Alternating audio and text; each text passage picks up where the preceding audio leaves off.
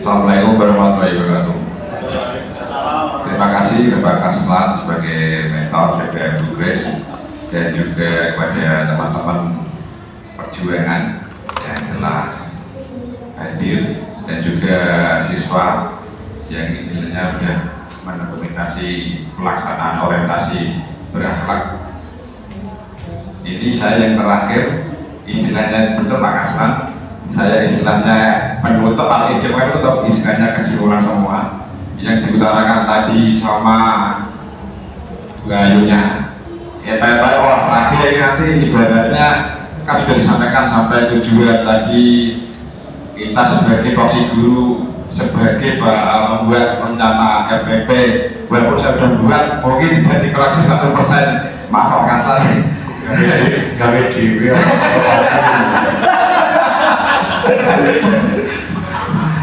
Terus yang keduanya tadi melaksanakan kita sebagai tupoksi olahraga untuk mengajar, terus memberi penilaian, mengevaluasi atau istilahnya remedial. Terus yang terakhir Bu Aina, kemarin alhamdulillah saya ada BPK walaupun sangat spesial, tidak seperti jenengan, cuma dikasih model ibaratnya di PPM aplikasi, lihat YouTube, streaming, tidak ada yang ibaratnya mengasih tahu ini caranya model pembelajaran olahraga itu gimana, dan tahu. Tapi saya berusaha, caranya takut orang jago saya nggak iso. Iya. Nanti kalau ini coba ditunjukkan berkaitannya sombong Pak saya untuk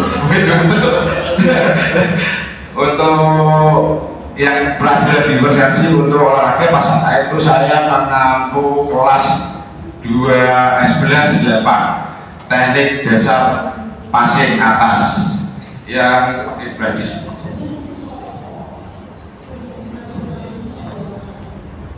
Alhamdulillah di PM sudah disetujui oleh LPTK dapat dikasih. Tenang aja Pak bawahnya.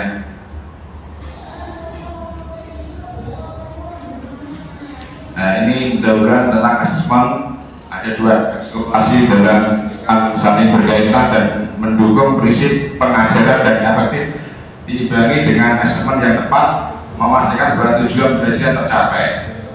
Jurnal dimodifikasikan sesuai dengan implementasi prinsip-prinsip pengajaran dan asesmen yang saya terapkan di kelas, termasuk proses perencanaan pelaksanaan hasil yang dimulai serta refleksi dan kesimpulan. Next Pak.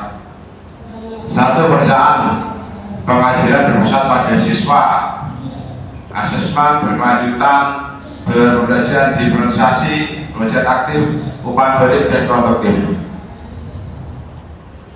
Dalam pelaksanaan pengajaran dan asesmen, prinsip-prinsip pengajaran diimplementasikan melalui berbagai metode dan strategi. Nah ini definisi pembelajaran. Proses tentang belajar mengajar yang memperhatikan perbedaan individu antara siswa baik dalam kemampuan, minat maupun gaya belajar.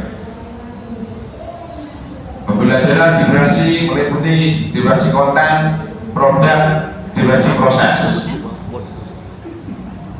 Ada visual, auditorik, dan kinestik. Nah ini Pak, pas saat ini saya kan durasi berkelompok, ada di kelas, habis itu di kelas, terus saya di lapangan. Jadi saya dibagi menantangkan istilah visual YouTube tentang dari dasar cara melakukan passing bawah dan passing atas. Jadi melakukan edukasi. Terus next Pak. Terus habis itu saya menunjuk perwakilan dari perkelompok saya untuk ibaratnya menegakkan suatu gerakan. Saya mengevaluasi tentang melakukan tadi yang benar, yang salah, dari pukulan tangan sampai dia kaki pergerakannya di sini. Yang berikutnya lagi Pak. Dan ini saya lupa. Saya juga tanya sama adik saya, yang barusan caranya dia berperform ya kau latih. Ini saya tunjukkan kepada anak-anak. Jadi caranya Pak Angga ngajar kamu lakukan itu senang atau tidak, atau menarik atau bosankan di sini. Ini yang di luar Pak. Jadi kelompok ini lagi saya bagi. Jadi bedanya kamu ada masalahnya ada dua.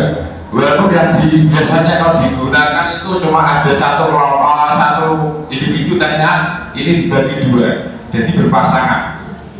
Jadi ada yang ibaratnya menolak kalau ada yang perempuan atau yang tidak bisa melakukan teknik yang sendiri tadi. Jadi ada motif juga, jadi berpasangan dan satu individu. Individu ya seorang kita kalau berpasangan membantu yang tidak bisa melakukan teknik dasar tadi pasif.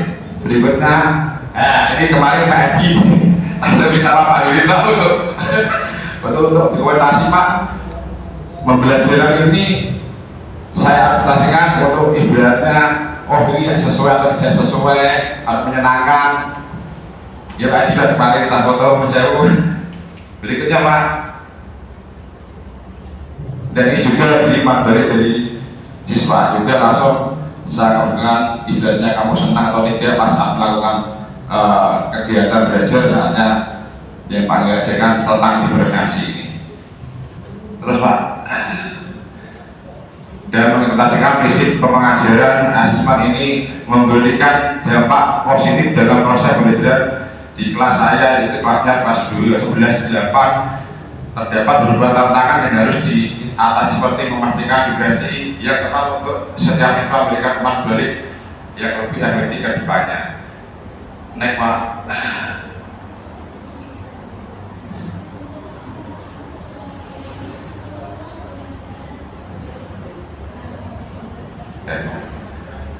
Terima kasih. Tadi tentang masalah diferensiasi Bu Ayuna, mungkin olahraga kalau belum istilahnya metode tadi belum sempurna, monggo disempurnakan, monggo Bapak Kepala Sekolah. Sampun Pak. Sampun Pak. Iya. Kita hanya pengen ikut Ya kayaknya kita hanya pengen ikut kemeringan Bu. Belum. Ya gimana? Kalau kita kemarin agak sehat. Masuk ya. Pak Angga itu guru olahraga. Iya Pak. Alumni UNES Pak 2001. UNES 2001 ya. Olahraga favorit apa? Sepak bola Pak. Sepak bola ya. Iya sepak bola. Bisa ya. Bisa Pak. Oh pernah Pak.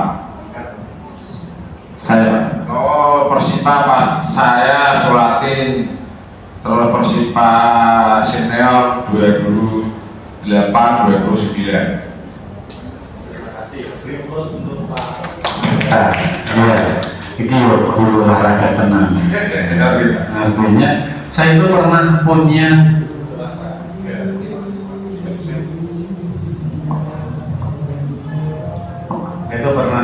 guru olahraga neng ora iso olahraga.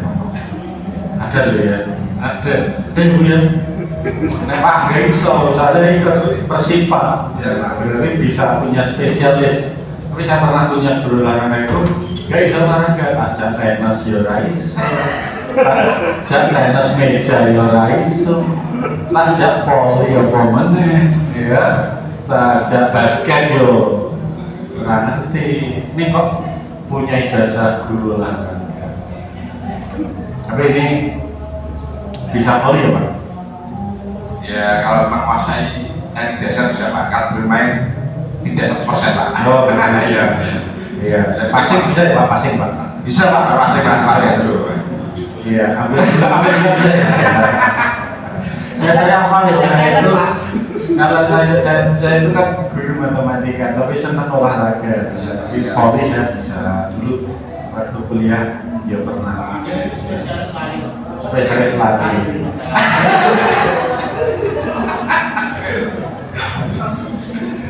Iya. Mari ada pijet Pak.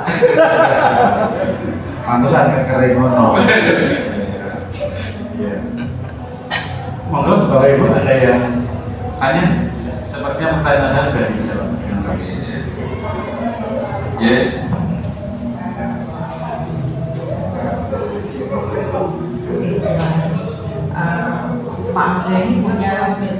spesialisasi khusus lagi Pak.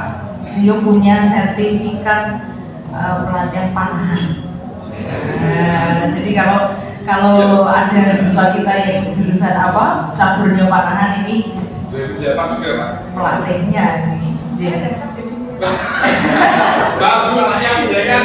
Gitu. Jadi jangan diragukan Pak. Yang satu tulis terapis. Oh dia terapis. Tukang pijet tua. Oh juga Pak. Orang bayar. Oke, secara prinsip di sini untuk yang saya soroti untuk kita semua untuk pembelajaran berdiferensiasi itu bukan sekedar pembelajaran yang istilahnya berkelompok kemudian dibagi-bagi dalam kelompok. Itu tugasnya apa seperti tadi Pak Germi ada yang tugasnya sebagai pembiayaan, yang satu tugasnya sebagai moderator saja seperti itu bukan. Tapi penekanan kita betul kita melihat kemampuan anak masing-masing itu memang berbeda, tetapi dari kemampuan yang berbeda-beda itu kita kelompokkan bersama yang akhirnya semuanya ini nanti akan menguasai materi yang kita pelajari. Jadi misalnya kita kalau ulangan kita masing-masing ya, karena itu adalah untuk menguji seberapa banyak kita menyerap ilmu atau menyerap pelajaran yang kita kuasai, tetapi di dalam kita mengerjakan tugas itu boleh kita kerjakan bersama-sama, tapi dengan satu syarat. Kalau saya begitu, dengan satu syarat yaitu tidak boleh asal nulis. Jadi misalnya ada tugas, kalau saya itu ada tugas, saya bisa mengelompokkan ini kelompok 1, kelompok 2, kelompok 3. Ini turunannya dengan ini turunannya dengan ini mengerjakan sendiri. Yang turunan saya kembalikan, gitu. Kemudian kalau mengerjakan tugas juga sama. Silahkan tanya temanmu, kok jawabannya iso seperti ini, itu sokok diasari. Nah dari situ karena gaya belajarnya yang berbeda-beda, kemampuannya yang berbeda-beda, itu yang disebut dengan diferensiasi. Itu nanti hasilnya adalah semuanya bisa mencapai apa yang menjadi target yang sudah kita tetapkan tersebut. Saya kira hanya itu saja tambahan saya. Ini Pak Angga ini kemeringetnya tambah. Terima kasih untuk waktu yang diberikan.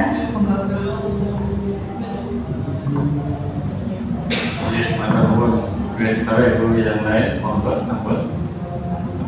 Beri untuk Pak Angga.